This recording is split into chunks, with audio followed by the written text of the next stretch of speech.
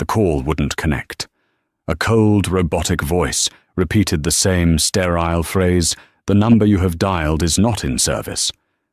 But Genevieve knew it was a lie. It was a digital guillotine, severing the last thread of connection to her husband, Sterling Thorne. Just an hour earlier, her obstetrician had confirmed the faint, fluttering heartbeat of their child. She clutched the precious ultrasound photo in one hand and her phone in the other, a chilling realization dawning in her heart. He hadn't just ignored her call.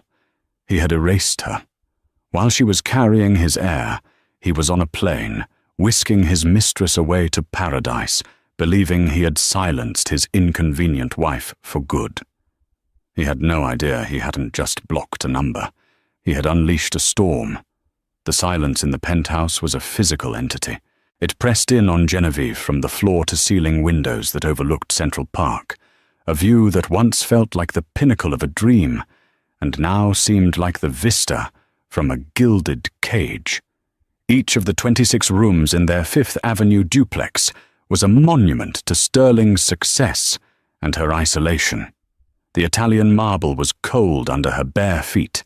The abstract art on the walls felt mocking in its starkness, and the air, filtered and climate-controlled, was thin and sterile, devoid of the warmth of a true home.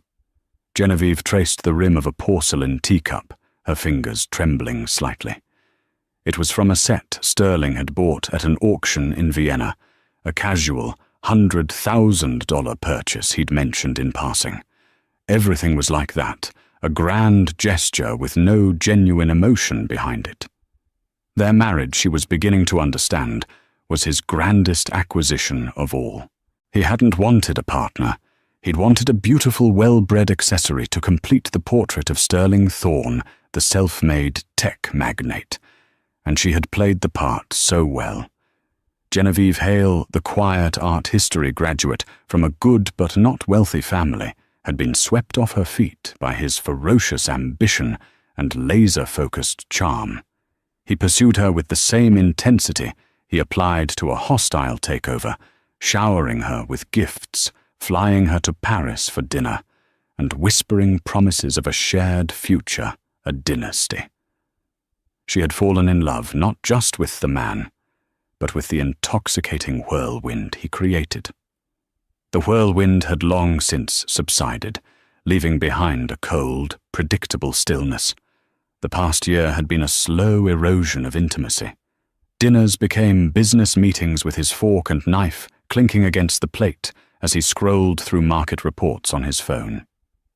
Conversations became monologues about his company, Thorne Dynamics, and its revolutionary data encryption software. His touch when it came felt perfunctory, a checkbox on a list of spousal duties. The discovery had been as banal as it was devastating. A receipt from a jeweler Cartier for a diamond tennis bracelet she had never received tucked into the pocket of a suit jacket meant for the dry cleaner.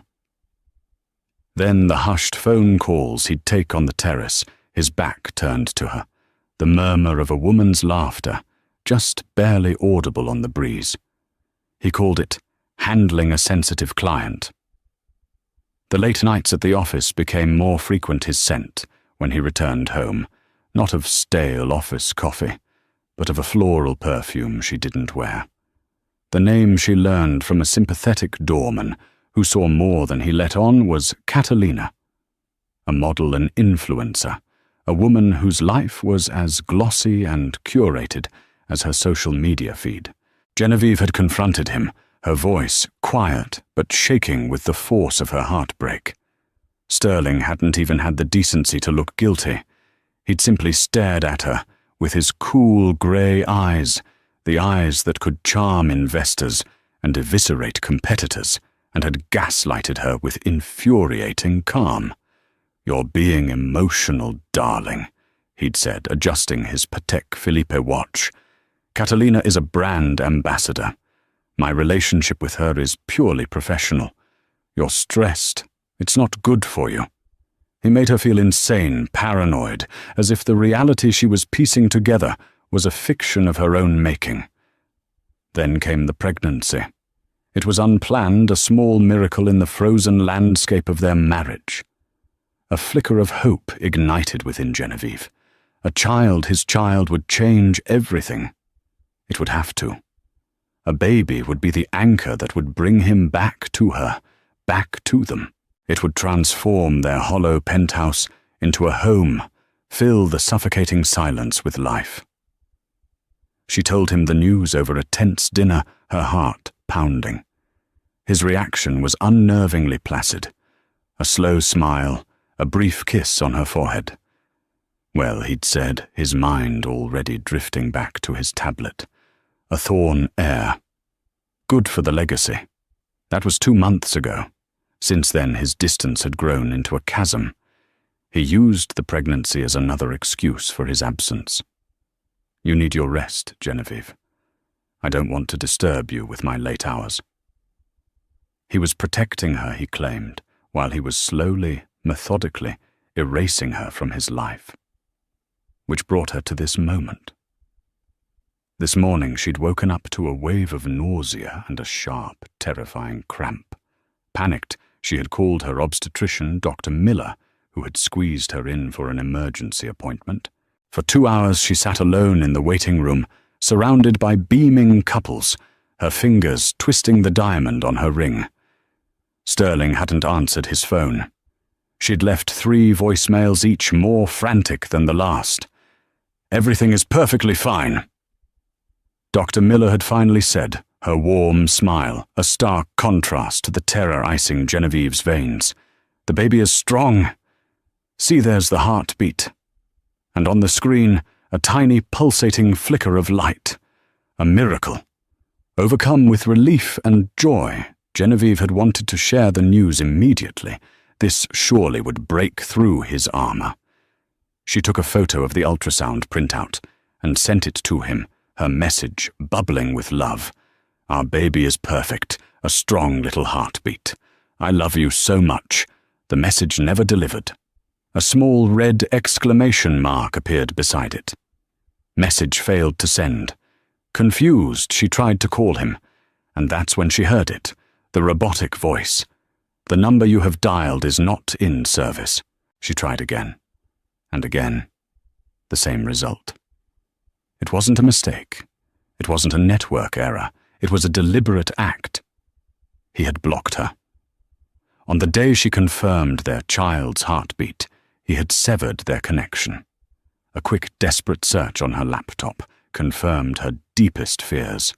A gossip site, a place she never visited, had a fresh post. Blurry paparazzi photos of Sterling Thorn and model Catalina Vargas boarding a private jet at Teterboro Airport. The headline read, Tech Titan, Thorn whisking away. Model muse to Laukala Island for a billionaire's birthday bash. Laukala Island, Fiji, one of the most exclusive private resorts in the world. A place for billionaires to play, far from the prying eyes of the world. Far from his pregnant wife. The teacup slipped from her numb fingers and shattered against the marble floor. The sound was sharp, violent in the oppressive quiet. She didn't flinch. She just stared at the broken porcelain, a perfect metaphor for her life. He hadn't just left. He had tried to break her, to leave her in pieces in their silent, empty home. For a long moment, she felt nothing but a vast, black emptiness. The betrayal was so absolute, so cruel, it was beyond tears. He was on a private island with another woman celebrating while she was here, alone with the photo of their unborn child. He thought she was just another beautiful object he could discard when a newer model caught his eye. He thought her pregnancy was an inconvenience he could simply ignore. He thought that by blocking her number he had won. But as Genevieve stared at her reflection in the polished surface of the grand piano, she saw not just a heartbroken woman, but a flicker of something else. Something she hadn't felt in a very long time. It was a cold, hard ember of rage. He had mistaken her quietness for weakness, her gentleness for stupidity. He had forgotten who she was before she became Mrs. Thorne. He had forgotten that before him she had survived on her own wits, that she was smarter than he ever gave her credit for. He had built an empire, Thorne Dynamics, a fortress of wealth and power, and he thought he was untouchable inside it. But Genevieve had spent the last 3 years living inside that fortress. She knew its layout. She had overheard conversations, seen documents left on his desk, and listened intently during his self-important monologues about corporate strategy. She knew the names. She knew the secrets. He had left her with nothing but the truth, and she was beginning to realize the truth was the most powerful weapon of all. She picked up her phone, her hand steady now. She didn't dial Sterling's number. She scrolled through her contacts until she found a name she hadn't called in over a year, a friend she had foolishly let drift away in the undertow of her marriage. The phone rang twice before a sharp, no-nonsense voice answered. "Beatrice, you have 10 seconds to convince me this isn't a pocket dial." A small, humorless smile touched Genevieve's lips. "Bea," she said, her voice low and clear, the sound of shattering porcelain still echoing in her ears. "I need a lawyer, the best one you know, and I need to burn an empire to the ground." The water surrounding Lokala Island was a shade of turquoise, so vivid it seemed unreal, a photoshopped fantasy brought to life. White sand beaches, fringed groves of coconut palms, and the air was thick with the scent of salt and exotic flowers. From their private overwater villa, a sprawling structure of wood and glass, with its own infinity pool melting into the horizon, Sterling Thorne watched Catalina Vargas pose for a selfie. She arched her back, pouted her surgically perfected lips, and angled her phone to best capture the diamond bracelet, the one he'd bought her last month, sparkling on her slender wrist. "The lighting here is just divine, Sterling," she purred, not taking her eyes off her own reflection. "My followers are going to die of envy." "That's the point, isn't it?" Sterling replied, swirling the amber liquid in his glass of 25-year-old Macallan. He felt a familiar, fleeting pang of something akin to boredom. Catalina was stunning, a flawless piece of human art, but she was also profoundly simple. Her motivations were as transparent as the water beneath their villa money fame and the validation of strangers online. It was a transaction, and for now it suited him. She was a beautiful distraction, an uncomplicated symbol of his power. She didn't challenge him. She didn't have complicated emotional needs. And she looked magnificent on his arm. She was the opposite of Genevieve. Lately, Genevieve had become heavy. Her quiet disappointment, her sad eyes, the unspoken questions hanging in the air between them. It was suffocating. And then the pregnancy. An heir was a strategic necessity, of course a key part of his dynastic ambitions, but the reality of it, the impending mess of hormones, doctors, and the tedious business of fatherhood, was an unwelcome intrusion into his meticulously controlled world. He needed space. He needed to be reminded of who he was, not a soon-to-be father, trapped in a silent penthouse, but Sterling Thorne, the master of the universe. Blocking her number had been an impulse, a clean, decisive action that brought him a surprising amount of relief. It was a firewall against her escalating neediness. The frantic voicemails earlier had been the final straw. He was closing a multi-billion-dollar deal with a Japanese tech conglomerate. He couldn't be distracted by her anxieties. He'd deal with her and the baby when he returned. He would smooth things over with a ridiculously expensive gift and a plausible lie. He always did. She was gentle, forgiving. She would come around. "Are you thinking about work again?" Catalina pouted, sliding onto his lap. She ran a perfectly manicured finger down his chest. "I thought this trip was about celebrating your birthday." "No work allowed. Thorn dynamics is always working, my dear," he said, his focus already drifting. "The market never sleeps, and neither do my competitors." He pulled out his own phone, a sleek, encrypted device that was his true lifeline. He scrolled through market updates. The stock was stable, trading high. Everything was exactly as it should be. The Japanese deal was in its final stages. Another victory was imminent. "Forget your competitors," Catalina whispered, kissing his neck. "I'm your only competition for your attention. Right now." He allowed himself to be distracted, pulling her closer. This was what he wanted. Simple, physical, transactional. No complications. No consequences. Here, on this isolated slice of paradise, he was king, and the world, his wife included, was 1,000,000 miles away. 1,000,000 miles away, in the heart of New York City, Genevieve felt like she was at the bottom of the ocean. The initial fire of her rage had cooled into a heavy, crushing weight of despair. After her call with Beatrice, the reality of her situation had crashed down on her. She was pregnant alone, and married to a man who considered her disposable. She wandered through the vast, empty rooms of the penthouse, each object a testament to a life that felt like a lie. She saw the photo albums from their wedding, a lavish affair at the plaza, meticulously planned by Sterling, to be a networking event as much as a celebration. She saw her collection of first-edition novels, which Sterling had once called a quaint little hobby. She saw the silver frame on her nightstand, holding a picture of them in Santorini, both smiling, but his eyes were looking past her, toward something on the horizon only he could see.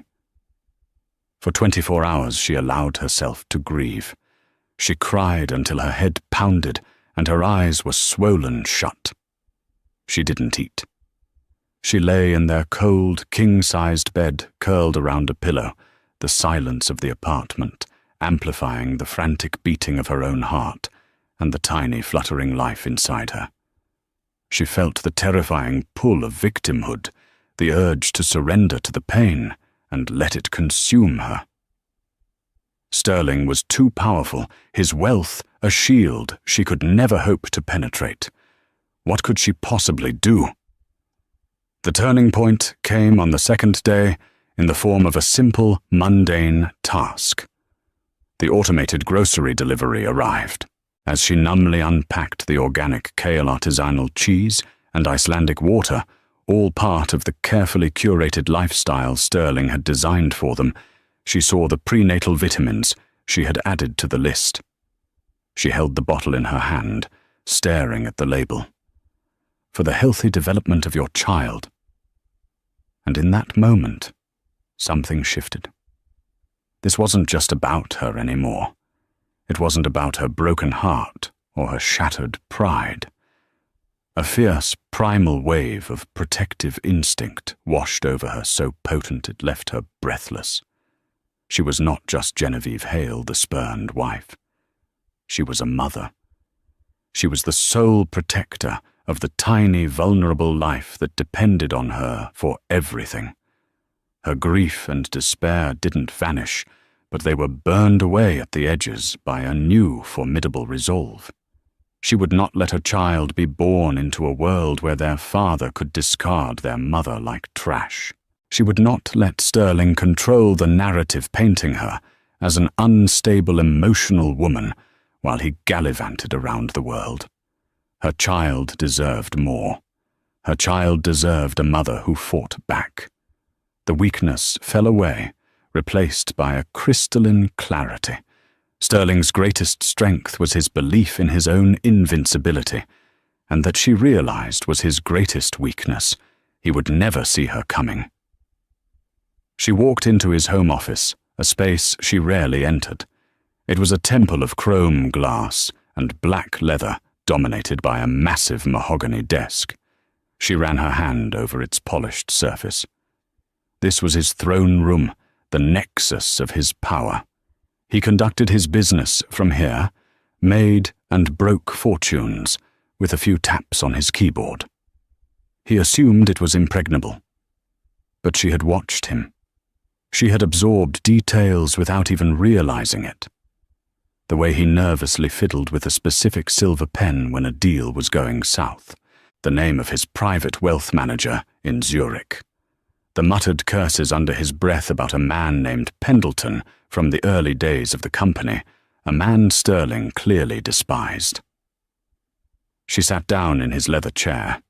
It felt cold and foreign, but she didn't shrink from it.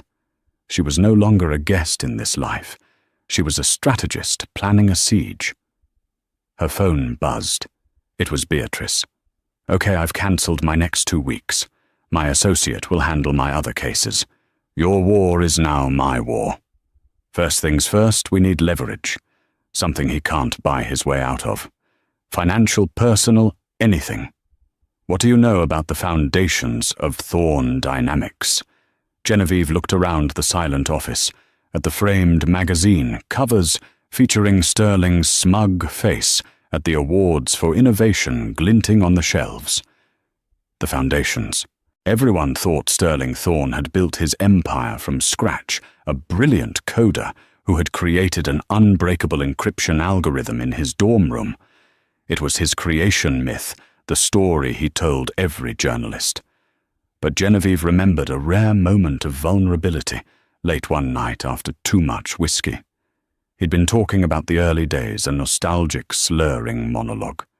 He'd mentioned his first partner, a man, he said, couldn't keep up, and had to be cut loose for the good of the company. He'd said the man's name with a particular sneer, a mix of contempt and something else, something that sounded almost like fear. Elias Vance. And then she remembered the other name, the one he cursed. Pendleton. Arthur Pendleton. He'd been the company's first chief engineer hired right at the beginning. According to Sterling, Pendleton was a bitter old man, put out to pasture in a do-nothing consultancy role years ago. A relic who didn't understand the new face of the company. A relic who might just remember everything. "I think I know where to start looking," Genevieve said to Beatrice, her voice devoid of any tremor. "I'm going to find a ghost."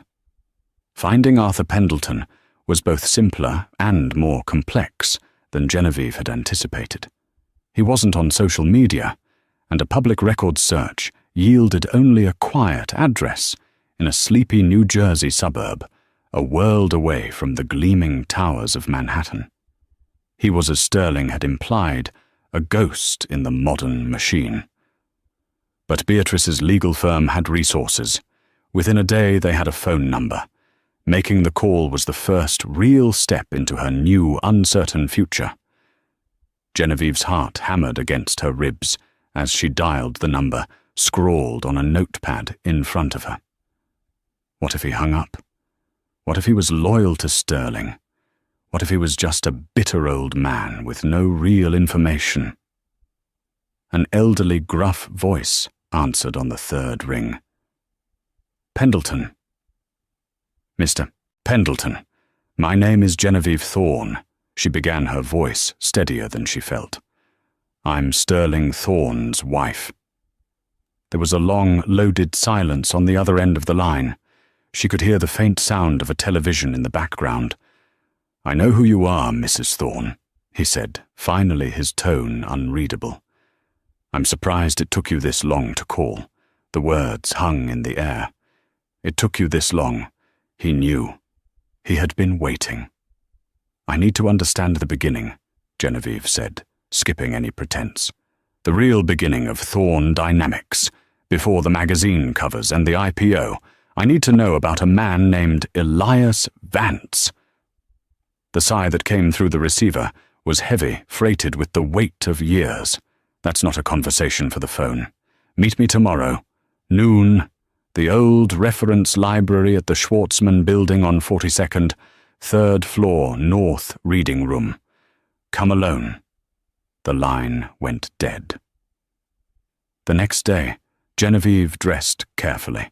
Not in the designer clothes Sterling preferred, but in a simple black dress, her hair pulled back, her face free of makeup. She wanted to look like herself, not the woman Sterling had tried to mold. She took the subway into the city, the rumble of the train, a grounding force, the anonymity of the crowd a comfort. The Stephen A. Schwartzman Building, the main branch of the New York Public Library, was a majestic fortress of knowledge, guarded by its famous stone lions, patience, and fortitude. Genevieve felt a pang of irony. She would need both. The north reading room was a cavernous space with soaring ceilings and long oak tables filled with the quiet rustle of turning pages and hushed coughs. She saw him immediately. He was an older man, stooped and thin, with a shock of white hair and deep-set eyes that seemed to have seen too much. He was sitting at a corner table, a stack of dusty engineering textbooks beside him. He looked up as she approached, his gaze sharp and appraising. "Mrs. Thorne," he said, gesturing to the chair opposite him. He didn't smile. "Mr. Pendleton, thank you for meeting me. Don't thank me yet." He grumbled, his voice a low rasp. "I've kept my mouth shut for 20 years. Loyalty, a misplaced sense of professional ethics, and a non-disclosure agreement with teeth like a great white shark. So tell me, why should I break that silence now?" Genevieve met his gaze directly. She didn't plead or offer him money. She offered him the one thing she had, the unvarnished truth. "Because he blocked my number and ran off to a private island with his mistress hours after I sent him the first ultrasound of his unborn child.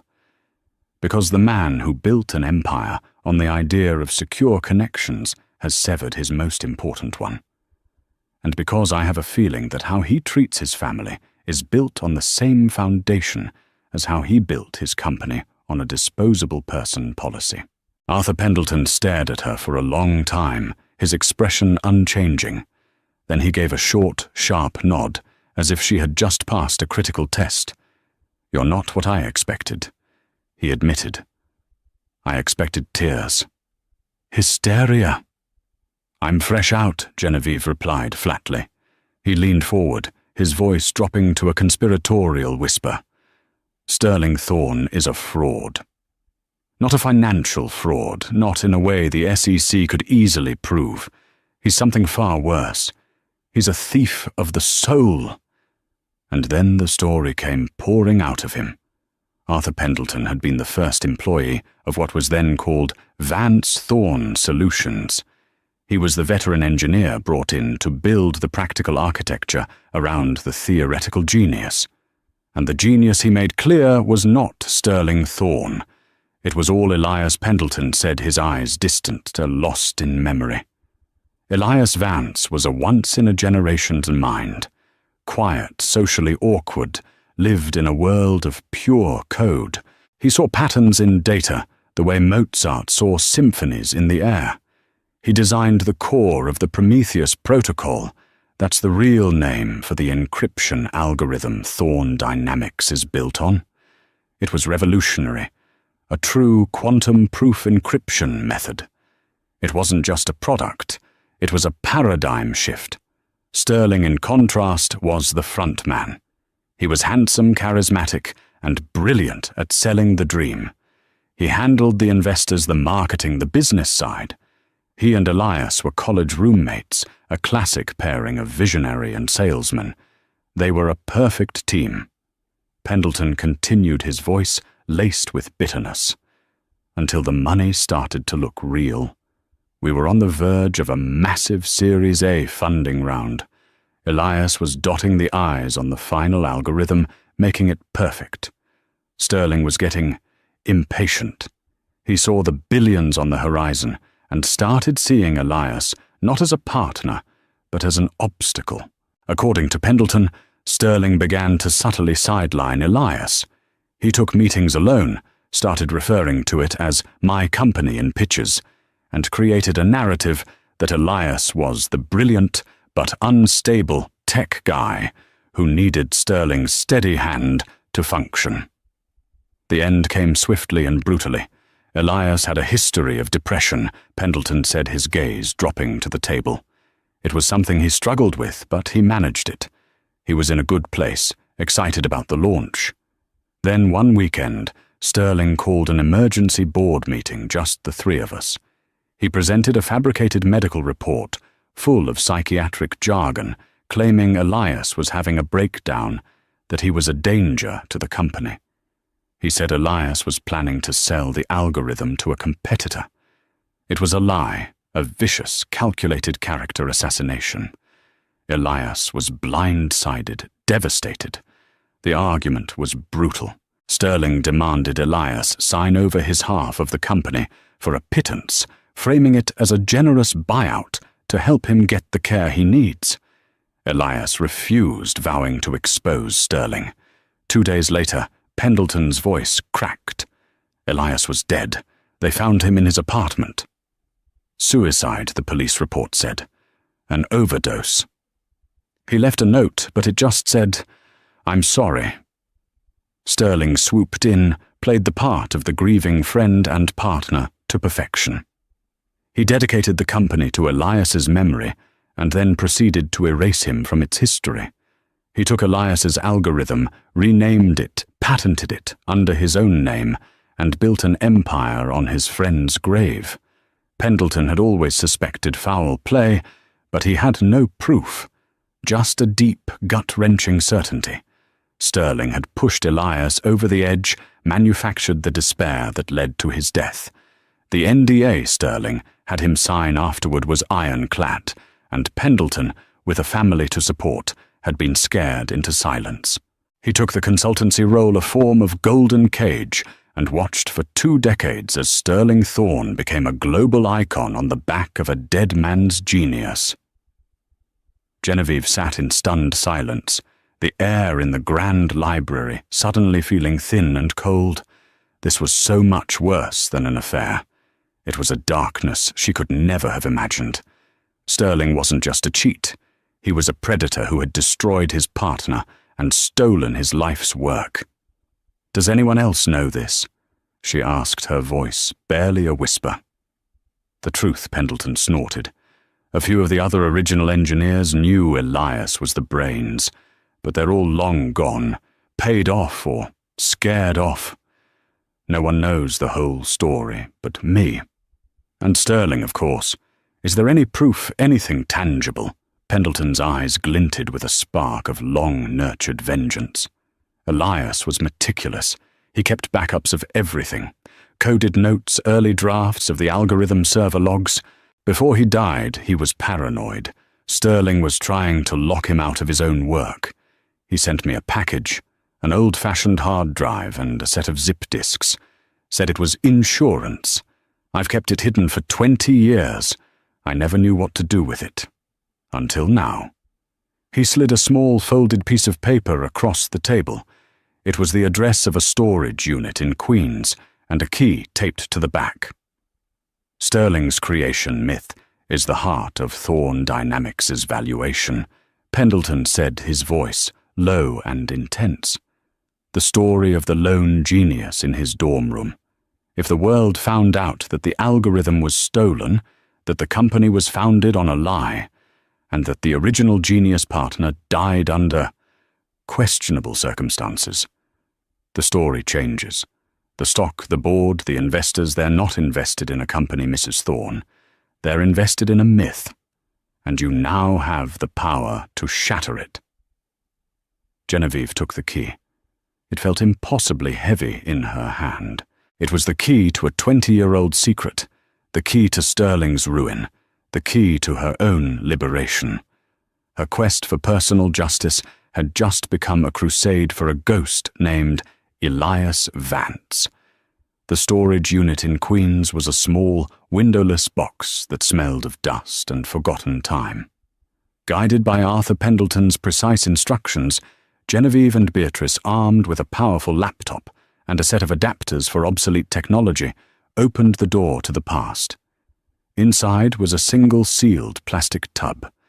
Within it, carefully wrapped in anti-static bags, lay the digital relics of a stolen legacy, a clunky external hard drive, a stack of iOmega zip disks, and several leather-bound notebooks filled with Elias Vance's elegant, precise handwriting. It was a technological time capsule from the late 1990s. For the next 48 hours, fueled by coffee and a cold fury, the two women worked relentlessly in the conference room of Beatrice's law office. A tech expert, Beatrice trusted a man who owed her a significant favor, and asked no questions, managed to carefully extract the data from the ancient hardware. What they found was explosive. The hard drive contained early date-stamped versions of the Prometheus protocol, all authored and saved under Elias Vance's name, predating the official incorporation of the company. There were scanned pages from his notebooks, detailing the mathematical proofs and conceptual framework. Most damningly, there were email chains between Elias and Sterling. The early emails were full of excitement and collaborative energy. Then the tone shifted. They saw Sterling's language change, his use of I and my becoming more prevalent. They found the email from Sterling, officially renaming the project from Prometheus to the Thorn encryption standard, with a flimsy excuse about marketability. The final emails from Elias were desperate, pleading, accusing Sterling of locking him out of their shared servers, the very servers that held his life's work. It was a step-by-step chronicle of a digital heist. "This is it," Beatrice said, her eyes wide as she stared at the screen. "This isn't just a story. This is a provable timeline. The code, the notes, the emails, it completely dismantles Sterling's entire narrative. He didn't invent this. He stole it." But Genevieve was focused on the notebooks. While Beatrice saw legal evidence, Genevieve saw the man. Elias's handwriting was neat, his thoughts meticulously organized. He sketched diagrams in the margins and wrote notes to himself. The key is the non-linear key decay. Sterling doesn't get it yet. Tucked into the back pocket of the final notebook was a photograph. It was of two young men in graduation gowns, arms slung around each other, grinning at the camera. A younger, less cynical Sterling Thorne, and a pale, dark-haired man with kind, intelligent eyes, Elias Vance. Seeing his face made it all real. He wasn't a ghost anymore. He was a young man, full of promise, a genius on the cusp of changing the world, betrayed by the one person he should have been able to trust. Genevieve felt a profound connection to him, a kinship of the betrayed. Her fight was now his fight. "Pendleton was right," Genevieve said softly, tracing Elias's face in the photo.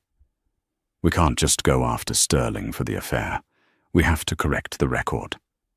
For him." Beatrice, ever the pragmatist, was already whiteboarding a strategy. A direct lawsuit is slow. He'll bury us in motions and appeals for years.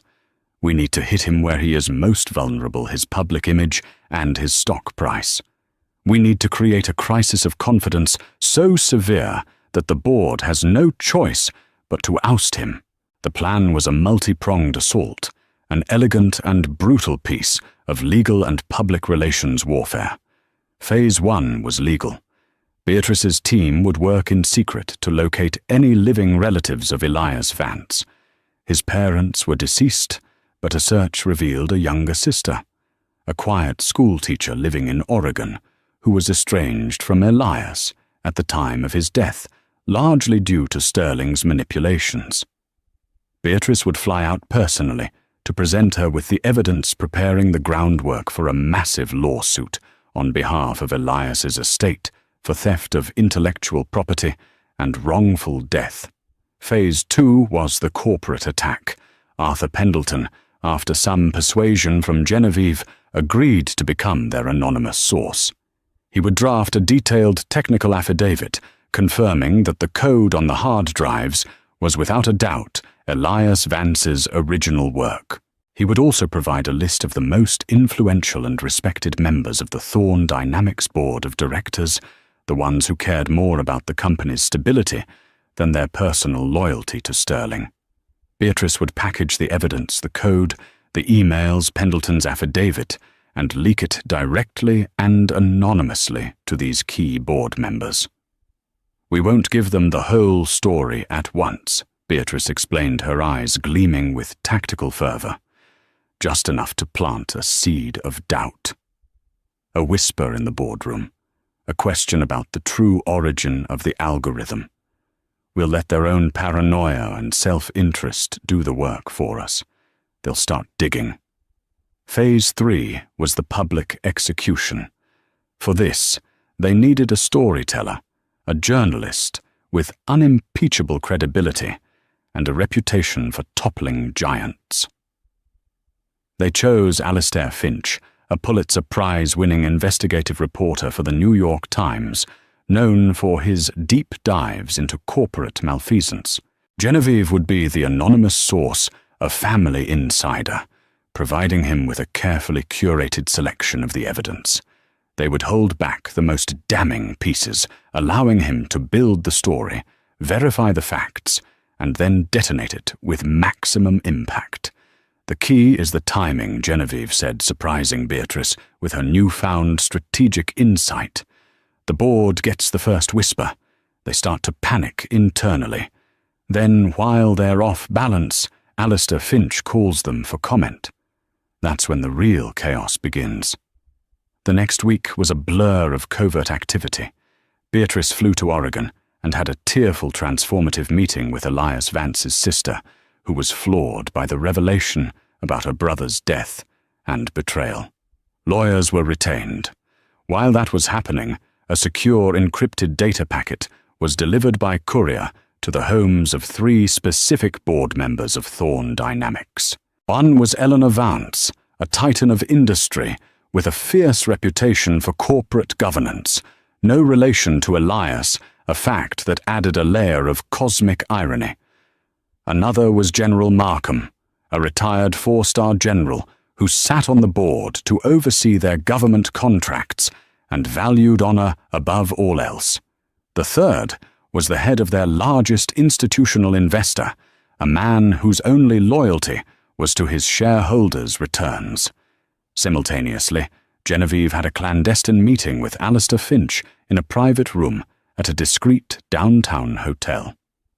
She laid out the story, presenting him with the initial layers of proof. Finch, a man who had seen everything, was visibly intrigued. The narrative of the brilliant deceased partner was compelling, but he needed more. Genevieve promised it to him, explaining that more evidence would be forthcoming as his investigation progressed. She had baited the hook. He was in. Back in the penthouse, Genevieve felt a strange sense of calm. She was the quiet center of a storm she was about to unleash. She looked at the ultrasound photo now framed on her bedside table. "I'm doing this for you," she thought. "So you know that your mother was a fighter." The first signal that the plan was working came from Arthur Pendleton. He called her on a secure line. "It's starting," he said, his voice tight with excitement. Eleanor Vance called an unscheduled governance review meeting. No phones allowed. The whispers have begun. The seed of doubt had been planted in the sterile, air-conditioned world of the Thorn Dynamics boardroom. Thousands of miles away, on the sun-drenched beaches of Locala Island, Sterling Thorn had no idea that the foundations of his kingdom were beginning to crack. He was busy planning a lavish birthday dinner, oblivious to the whispers that would soon become a roar. On Locala Island, the day of Sterling's 40th birthday dawned offensively perfect. The sky was a flawless cerulean, and a gentle breeze rustled the palms. He had arranged a private yacht excursion for Catalina, complete with champagne and a personal chef. As they sliced through the crystalline water, Catalina, clad in a microscopic bikini, draped herself over him, her phone never far from her hand. "Smile, darling," she cooed, snapping another photo for her millions of followers. Billionaire, birthday island life. Living my best life. Sterling forced a smile, but his mind was elsewhere. A sliver of unease had pierced his bubble of blissful arrogance. The night before, He had received a curt encrypted email from Eleanor Vance requesting his immediate remote participation in an emergency board meeting scheduled for the following day. The reason cited was a vague but ominous, urgent matter of corporate provenance. It was an annoyance more than a threat. Eleanor was notoriously pedantic about governance, probably some new regulatory headache she wanted to grandstand about. He'd dialed in, dismissed her concerns about a rumor regarding intellectual property origins as baseless corporate espionage from a competitor, and assured them he would handle it decisively upon his return. He had projected an aura of unassailable confidence, and the board, for the most part, had seemed placated. Still, the word provenance had stuck in his craw. It was precise, academic. It was a word Genevieve would use. He shook the thought away. Impossible. His attention was pulled to his own phone, which buzzed with an alert from his wealth manager. Thorn Dynamics stock, usually a pillar of stability, had dipped by 3% in pre-market trading. It was a small, almost insignificant fluctuation, but it was unusual. He frowned. Probably just market jitters over the Fed interest rates, he muttered to himself. Catalina, oblivious, was busy choosing a filter. "Did you say something, sweetie?" "Nothing important." He lied, forcing the tension from his shoulders. He was Sterling Thorn. His empire was unshakable. In New York, the storm was gathering force. Alistair Finch's article dropped on the front page of the New York Times' digital edition at 9:30 a.m. Eastern Time, precisely when the stock market opened. The headline was a bombshell: "The Ghost in the Machine.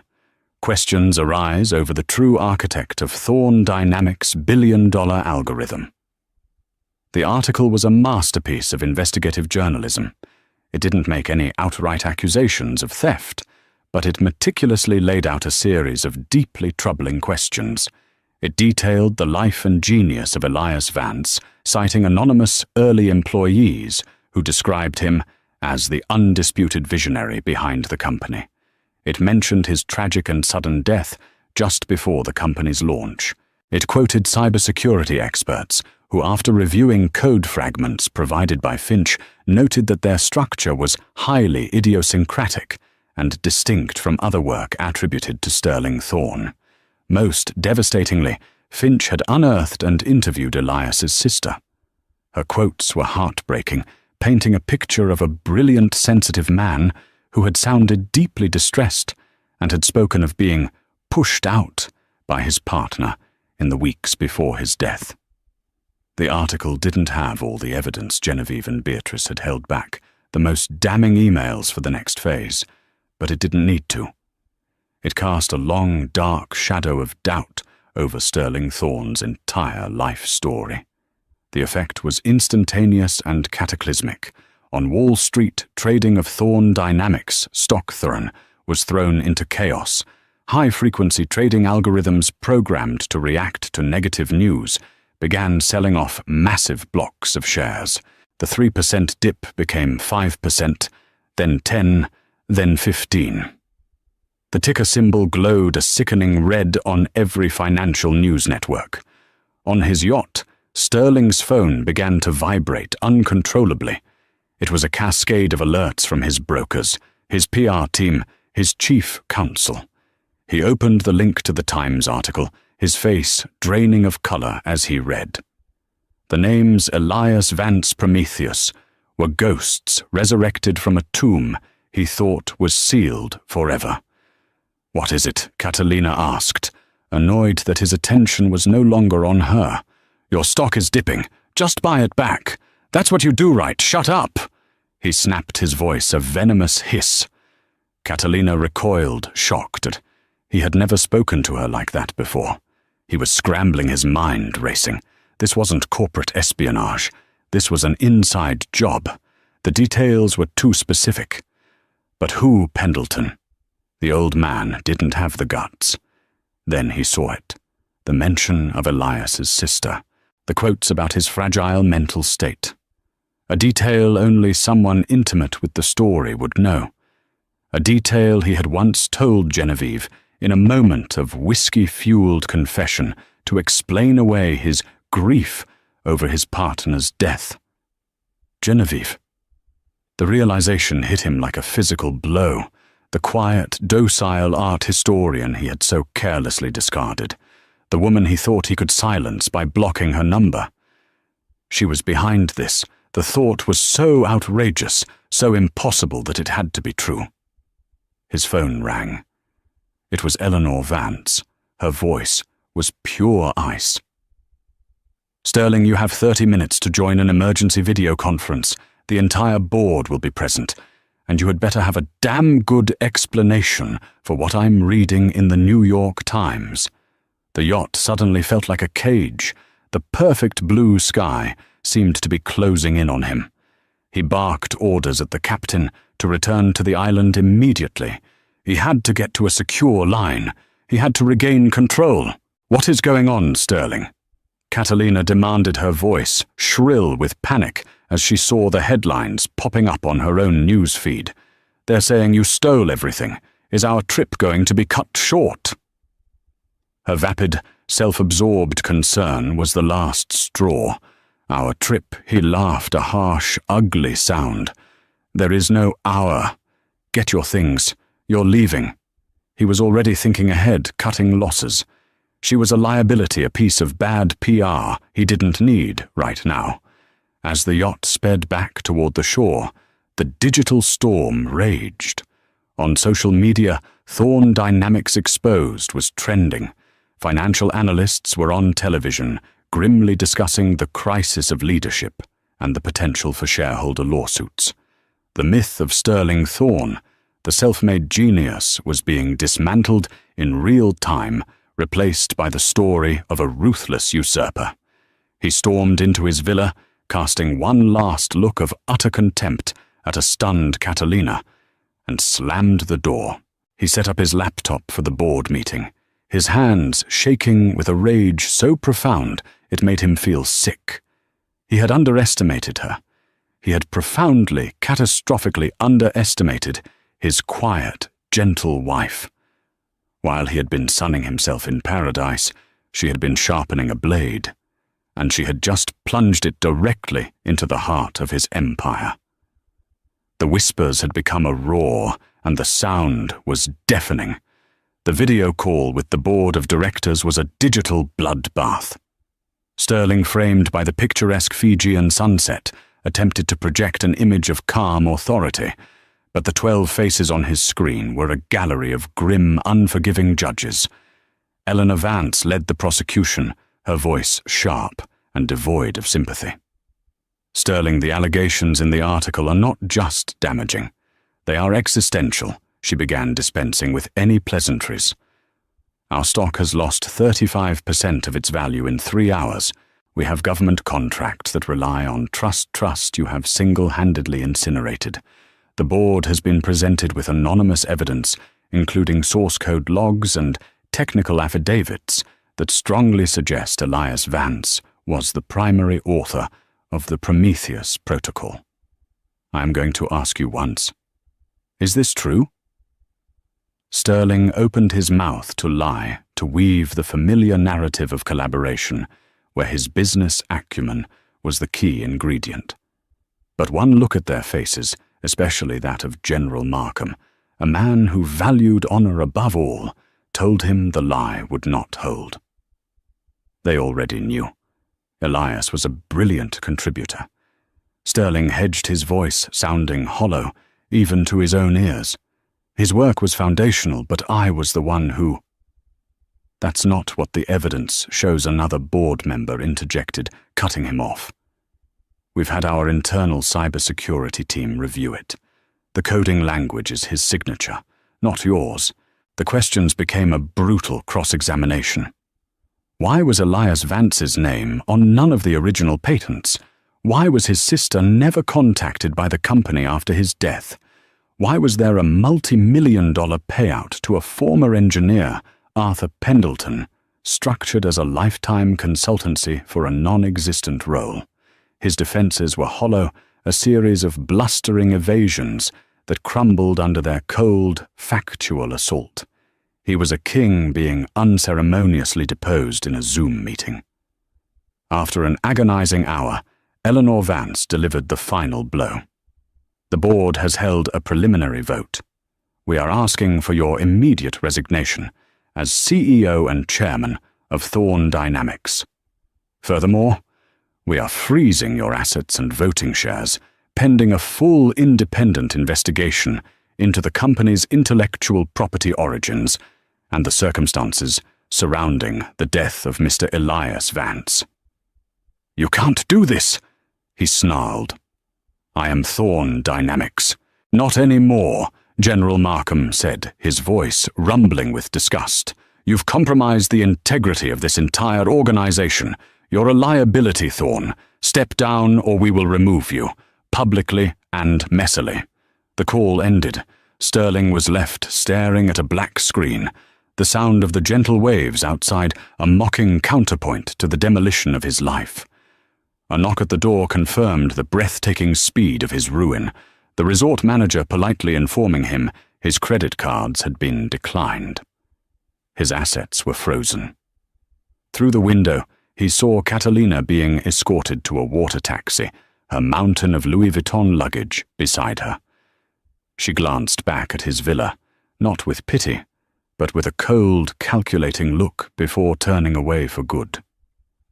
Alone, stripped of his power, his money and his mistress, there was only one person left he wanted to talk to. The architect of his destruction.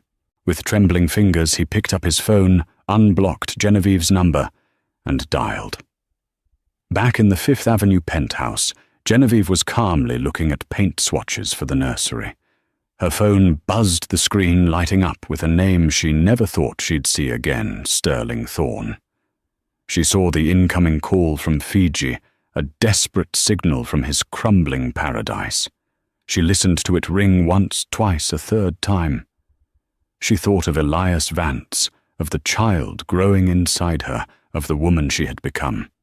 With a serene smile, she reached over and pressed the red decline button, silencing him.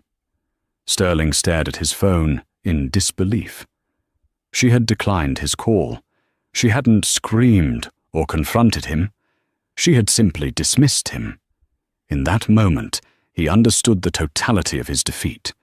He had blocked her number to make her powerless, but she had declined his call to show him he was irrelevant.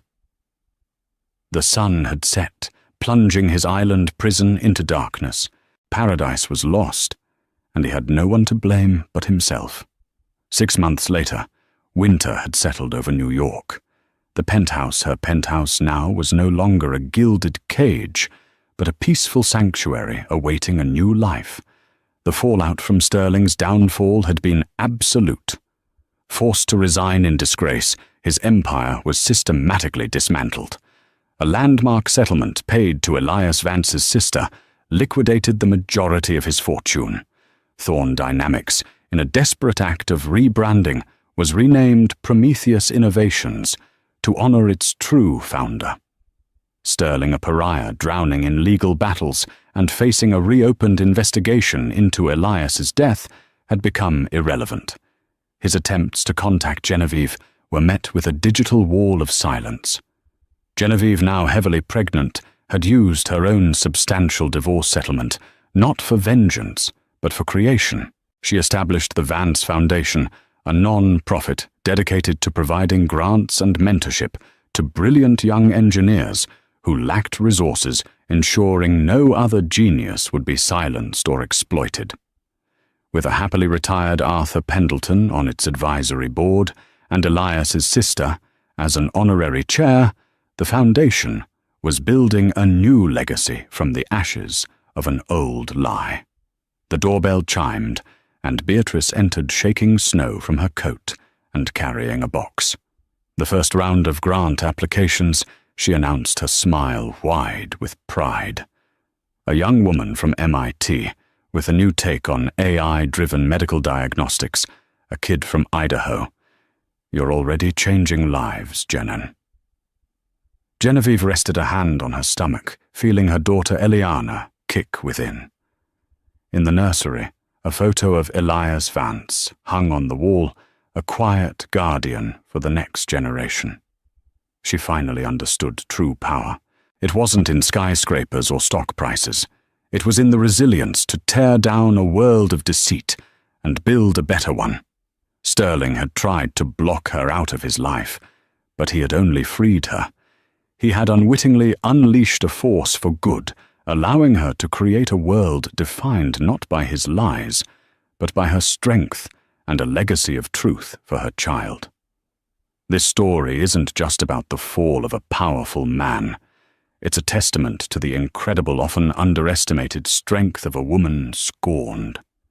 Genevieve's journey from a heartbroken wife to a master strategist reminds us that the deepest betrayals can sometimes forge the strongest weapons. She didn't just get revenge. She sought justice, rewriting a history that was built on lies, and giving a voice back to the man who had been silenced. Her story is a powerful reminder that integrity, intelligence, and a mother's fierce love are forces that no amount of money or power can ever truly defeat. If you were moved by Genevieve's incredible fight for justice and her ultimate triumph, please show your support by hitting that like button. Share this story with someone who needs a reminder of their own strength. And don't forget to subscribe and turn on notifications so you won't miss our next story about the powerful and resilient people who refuse to be broken.